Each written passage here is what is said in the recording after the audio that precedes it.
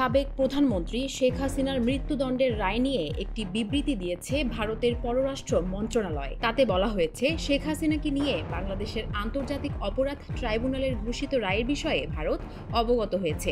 এতে আরও বলা হয়, প্রতিবেশী হিসেবে ভারত বাংলাদেশে শান্তি, গণতন্ত্র, অন্তর্ভুক্তি, স্থিতিশীলতা সহ বাংলাদেশের জনগণের সর্বোত্তম স্বার্থের বিষয়ে অঙ্গীকারবদ্ধ রয়েছে।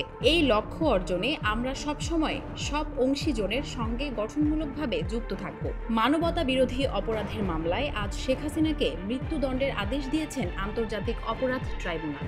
সাবেক স্বরাষ্ট্রমন্ত্রী আসাদুজ্জামান খান কামালকেও মৃত্যুদণ্ড দেয়া হয়েছে। আরেক আসামি পুলিশের সাবেক মহাপরিদর্শক চৌধুরী আবদুল্লাহ আল মামুনকে দেয়া হয়েছে 5 বছরের কারাদণ্ড। এই রায় ঘোষণার পর মৃত্যুদণ্ড প্রাপ্ত আসামি শেখ হাসিনা ও সাবেক স্বরাষ্ট্রমন্ত্রী আসাদুজ্জামানকে হস্তান্তরের জন্য ভারতের প্রতি আহ্বান জানিয়েছে বাংলাদেশের পররাষ্ট্র মন্ত্রণালয়। পররাষ্ট্র মন্ত্রণালয়ের এক সংবাদ বিজ্ঞপ্তিতে বলা হয়েছে, মানবতা বিরোধী অপরাধে দণ্ডপ্রাপ্ত এই ব্যক্তিদের দ্বিতীয় কোনো দেশ আশ্রয় দিলে তা হবে অত্যন্ত অবন্ধুসুলভ আচরণ এবং ন্যায় বিচারের প্রতি অবজ্ঞার শামিল। আমরা ভারত সরকারের প্রতি আহ্বান জানাই, তারা যেন অনতিবিলম্বে দণ্ডপ্রাপ্ত এই 2 ব্যক্তিকে বাংলাদেশ কর্তৃপক্ষের কাছে হস্তান্তর করে।